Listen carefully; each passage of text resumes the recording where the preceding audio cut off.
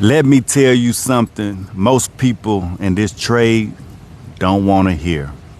You can change filters your whole career and never get fired. You can know the basics, you can get by, collect a check, and you'll be fine. Especially now. AI is coming for a lot of jobs, but it's not crawling up in a hot attic to change a blower motor on a furnace. The trades are safe.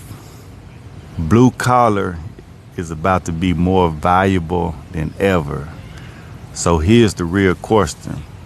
If you're never going to get fired for being average, are you ever going to push yourself to be great?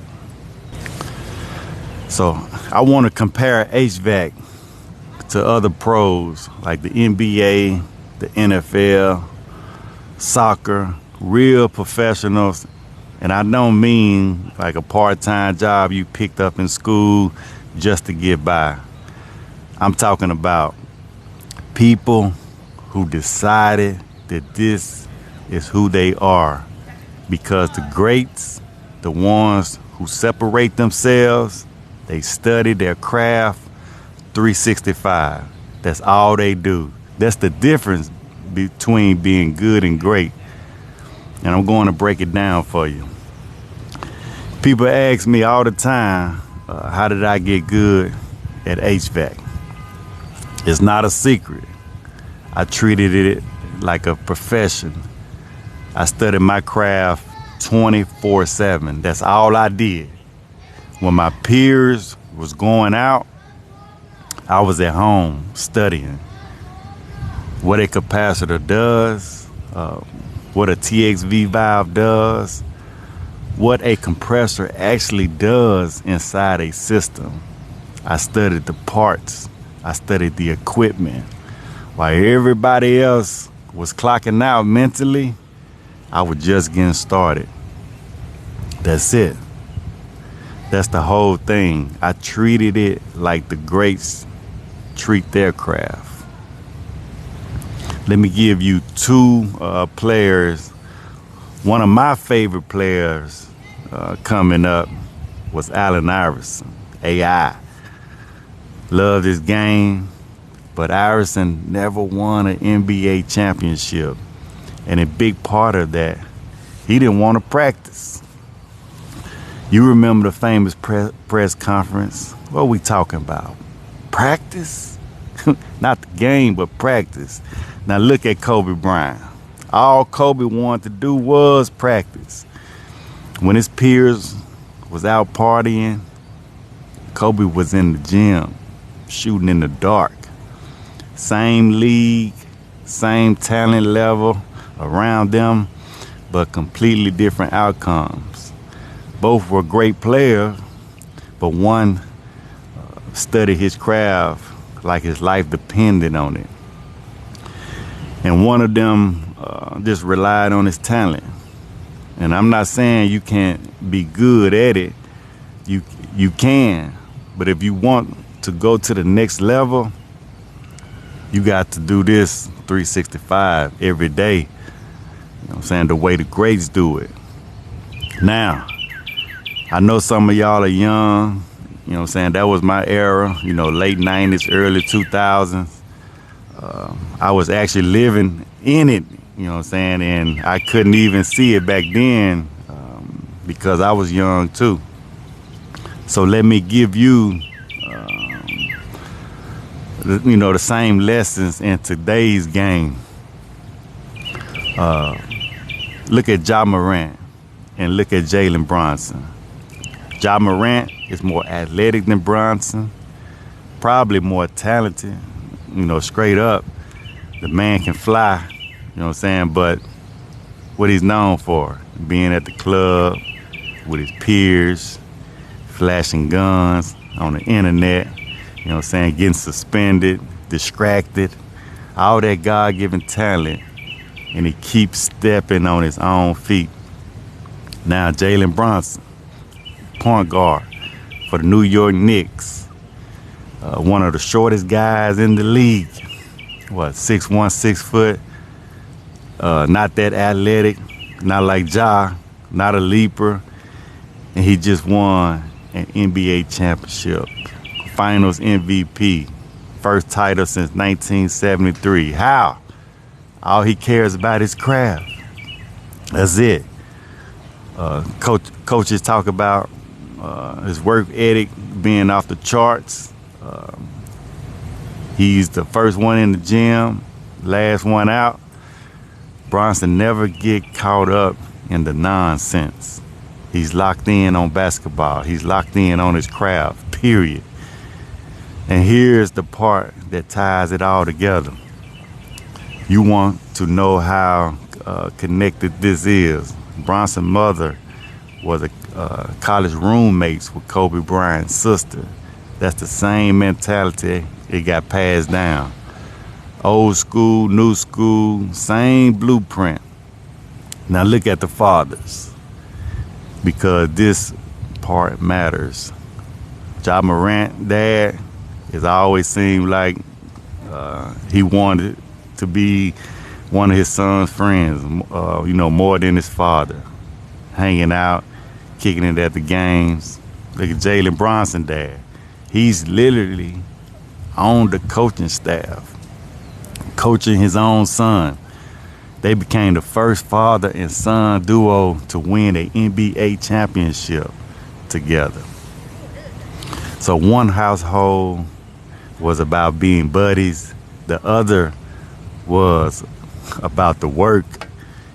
And you can see the results. Same point as Kobe and Iverson. You know what I'm saying?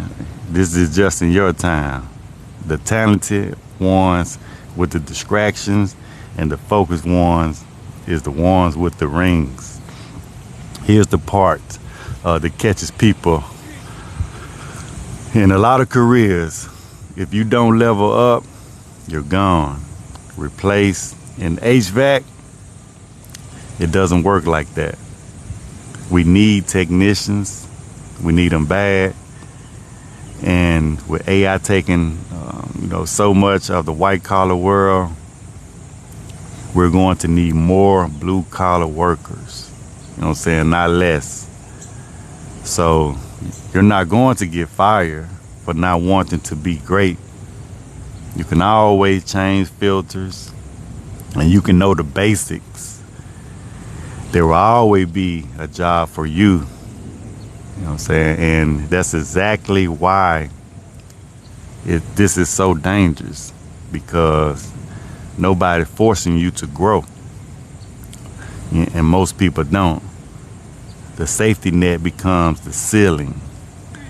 So let me show you the actual difference between a good tech and a great tech. It's not about who can do the job. It's about who understands the job. The contractor. You know how to check a contractor. You know how to test it, replace it, but do you actually know what a contractor does?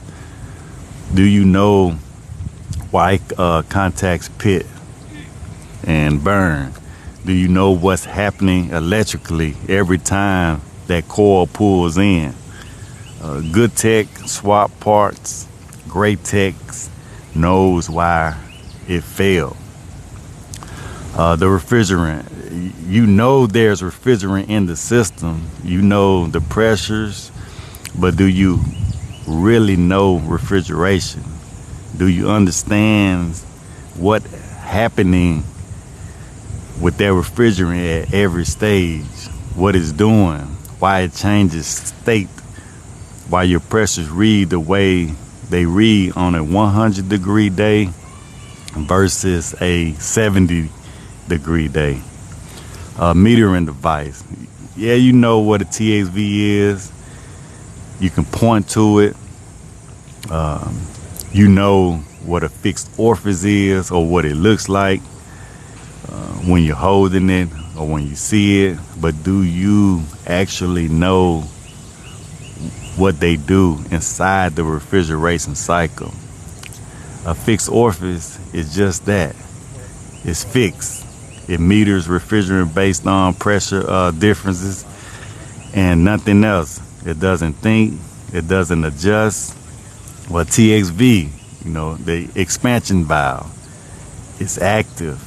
It's constantly metering refrigerant and hold it, the right superheat at the evaporator, adjusting the load changes. On a hot day, cold day, high load, the TXV is working the whole time. A good tech knows the name. A great tech knows what's happening inside the system when nobody's watching. That's the gap, and nobody can close it for you. Here's the part you really need to hear. No one is going to have to tell the greats to study. Nobody told Kobe to get in the gym. Nobody told me to sit at home and learn what a TXV does, pull out their refrigeration handbook. That's something you got to have inside yourself. You do it on your own, or you don't do it at all. If somebody has to push you to learn this trade, you've already answered the question. The answer, no pun intended. You're going to be good, and good is fine. Good keeps the lights on, but great is a decision you make by yourself in private when nobody's clapping for you. So I'm going to leave you with this one.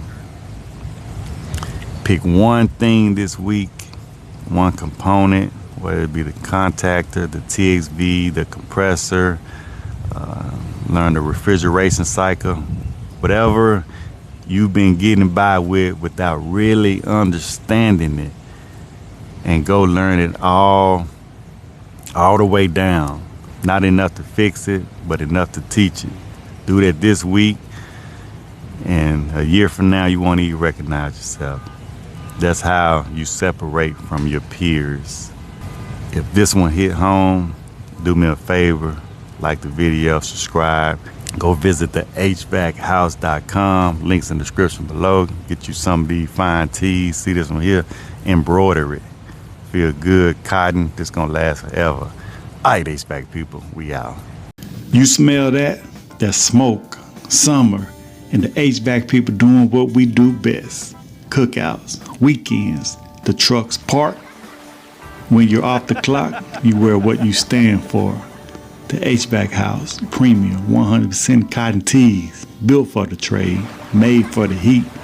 Visit the HVAChouse.com. Grab yours today, where the trade comes home.